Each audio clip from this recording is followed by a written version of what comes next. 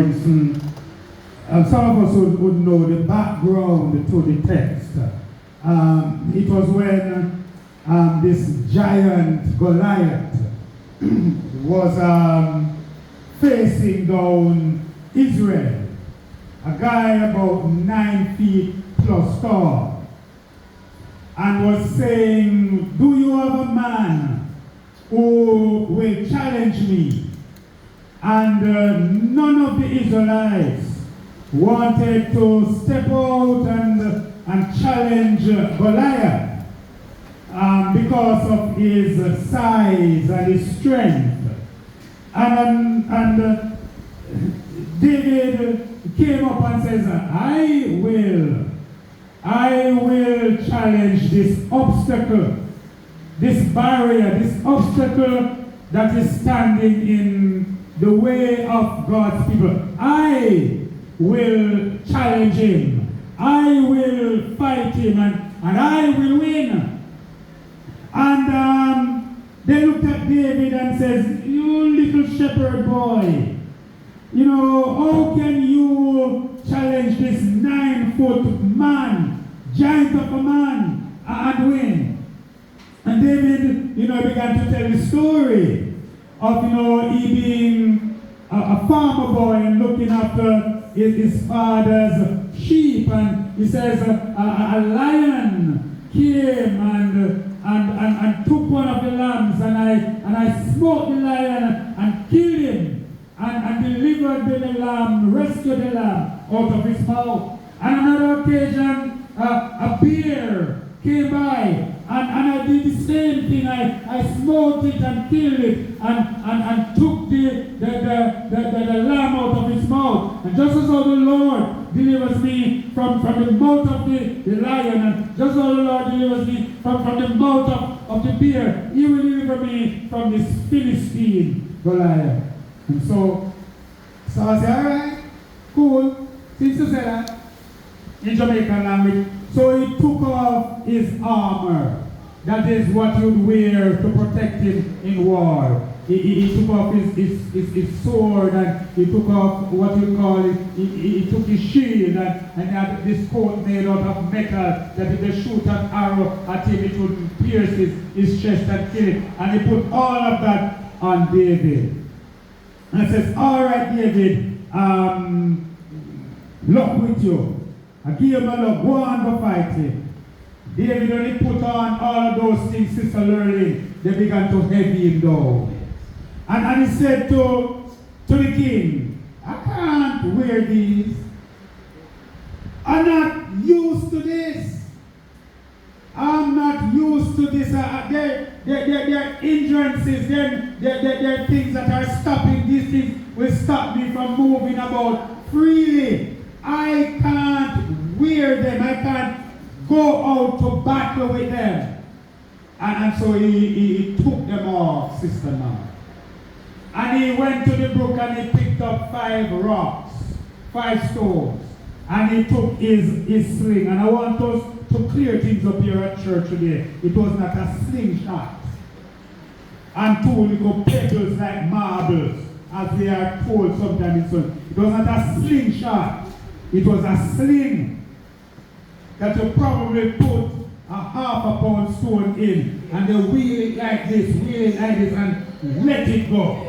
All right, so don't think it was a slingshot with no little stone, like no little marble. So he took up those 5 stones, and he went on to face the giant.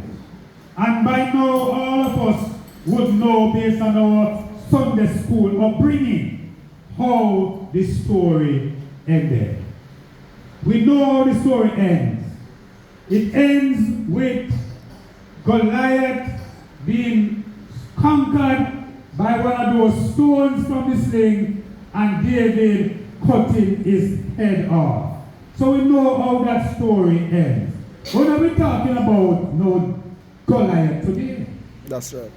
But for many of us, there are giants in our way. That's right. Taunting us, mocking us, and threatening us. And sometimes we run away. Yes. We allow our giants to conquer us. We allow our giants to win over us, no matter what that giant may be. And so we want to talk for a little bit, what we're doing it today with my children. We want to talk for a little bit about hindrances, things that hinder us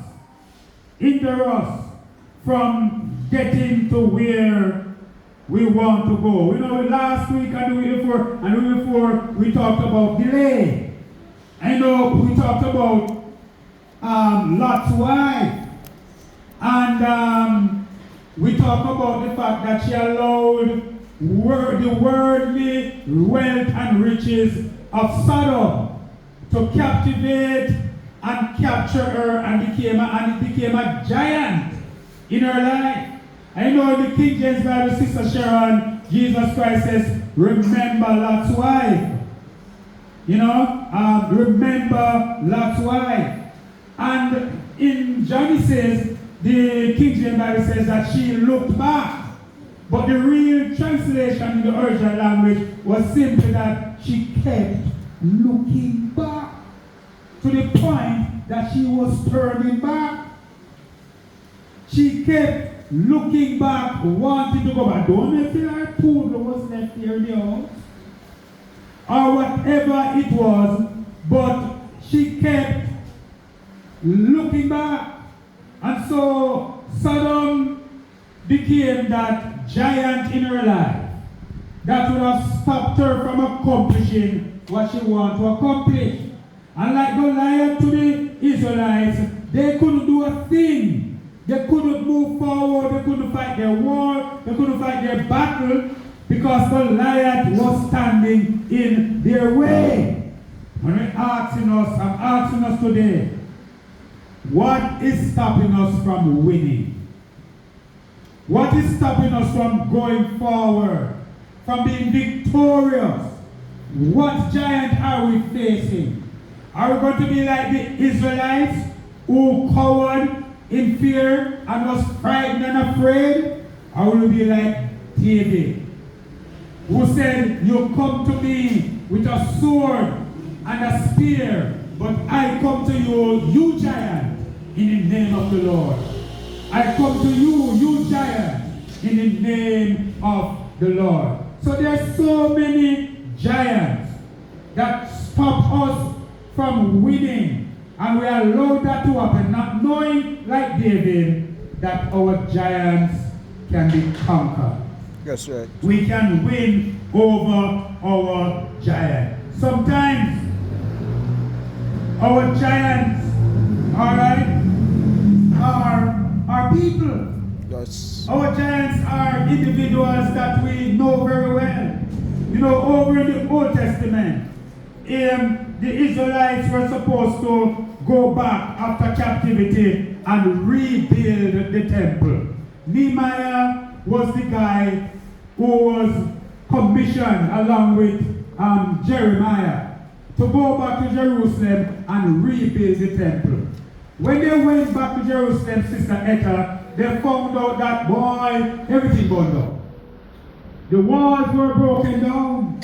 Everything burned down. The walls were broken down. There was a lot of rubble in the street, full of debris.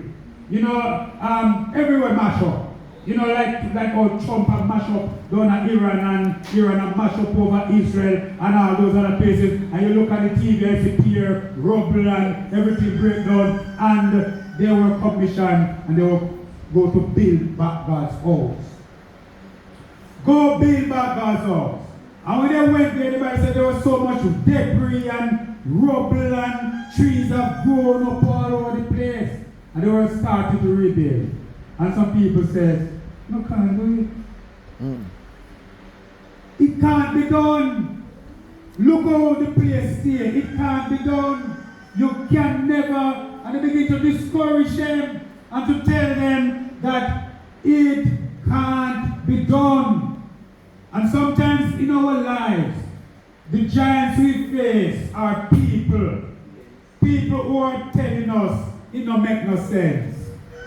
You want to become a Christian, and some people are telling you not bother with it. I remember when I was a 16-year-old child, and I decided I was going to become a Christian. We love to sport. The other day, my friend and I, who came from the States, were over in St. Mary's, said, let's try to go to Amstead. Amstead was a place that we walked to at night as 15, 16-year-old boys. Parties were going on, and we were going up there, we were the big party, but the house up there, so one time, the party were there,